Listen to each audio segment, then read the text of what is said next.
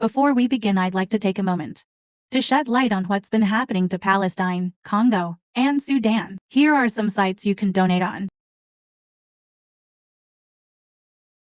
If you cannot donate, there are many creators on TikTok that donate the money they make from their videos to Palestine. I have no idea if there are any doing it for Congo and Sudan. I've tried to look, but for some reason I'm not finding any. But a big way to help the Congo is not buying the new iPhone. If your phone is working fine, you do not need another one. And if it's broken, you can get a second-hand phone from someone. You do not need the latest iPhone. You can also just post and speak about what's happening. Educating the people around you so the truth is known is also important. Despite the fact that you see many people online showing support, people you see every day could still be ignorant. If there are any more important ways to help them, please feel free to leave it in the comments.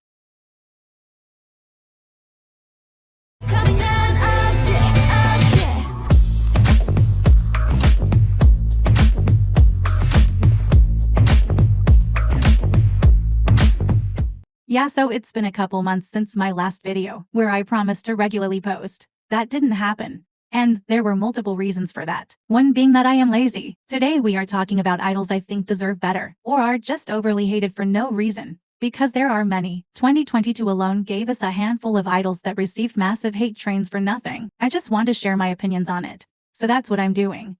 Without further ado, let's begin. You hear that voice inside your head. I don't even know if you'd consider her an idol, but I definitely think she deserves better. And this is coming from someone who doesn't stan her nor the group. I casually kept up with the show and didn't really see anything wrong with her being praised. Though I do agree that it made no sense to criticize contestants that are more advanced than she is whilst praising her for doing the bare minimum. But the comments towards her during the final lineup announcement were nothing less than disgusting. And it's honestly appalling that some of you believe that the appropriate response to her being in the final lineup is to send hate.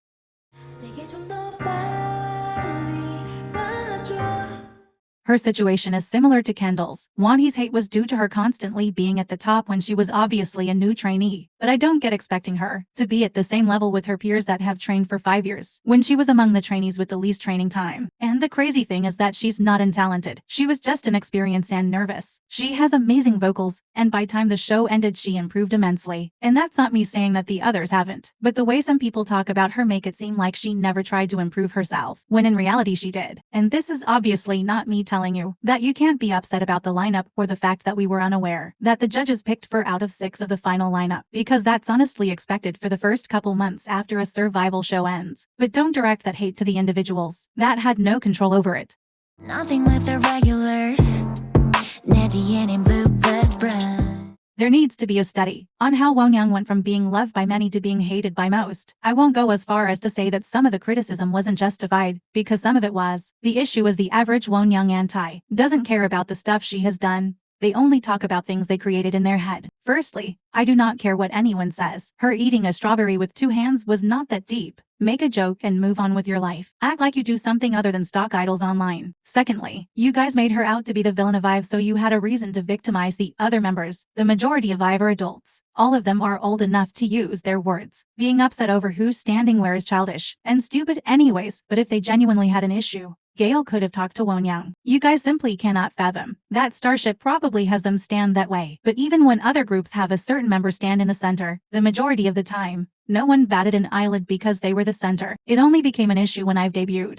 1 + 1 = I miss you too. What? Not yet. It's crazy to me that so many people have convinced themselves that her hate is due to her fans, which is a problematic mindset. She cannot control her fans, and the amount of hate she has received and the things that have been said about her should never be your response to not liking a fandom. It's childish and just shows you're not mature enough to leave comments. Anyways, anyone who watched Girls Planet would know that she was massively hated before her fans were toxic. And like with both Kendall and Wonhy, when she made the final lineup the hate got worse. It was bad enough for the producers of Girls Planet and her uncle to comment on it, and the hate did calm down. But that's only because it was no longer considered cool to hate on her. It never left, and people are still passive-aggressive towards her. For Galileo's comeback showcase live, there was someone spamming the live chat, telling her to kill herself. This isn't okay. at all. But he has done nothing wrong, absolutely nothing. All the contestants had nothing but good things to say about her, as well as the staff from Girls Planet, and the members genuinely love her. It's been yours. If you aren't going to support whoever you think deserved her position in the group, then stop complaining about them not being in the group because you obviously don't care that much. You just want an excuse to constantly hate on someone you know is innocent.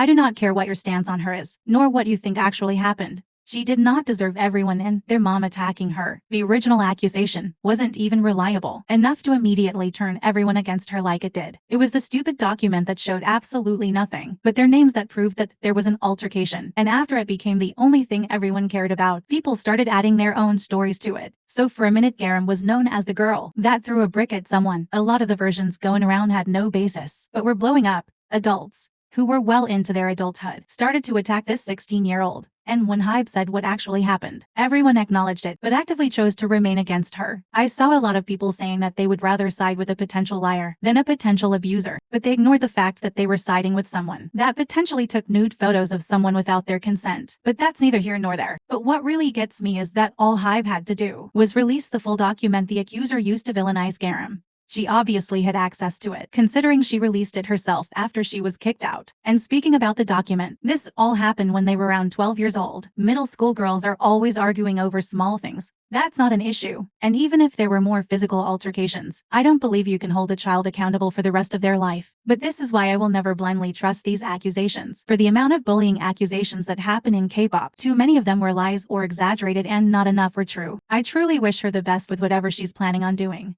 And I will support her if she ever chooses to return to the public.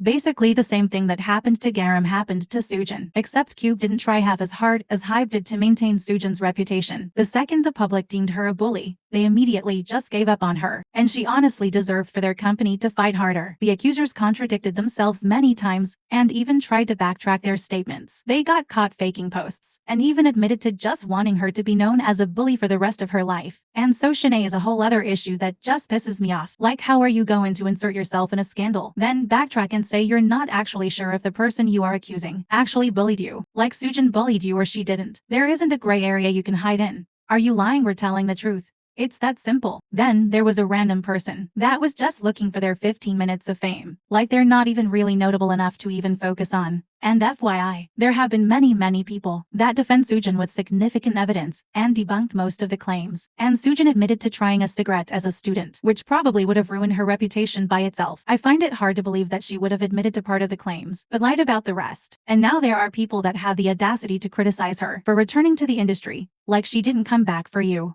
She came back for her fans. If that's not you, move on. Okay, well, even though I think there are many more that deserve better, I'm getting bored with making this video and would like to move on. Share who you think deserves better in the comments. I like to hear other people's opinions on topics I like to talk about. Anyways, that's it. Have a great day.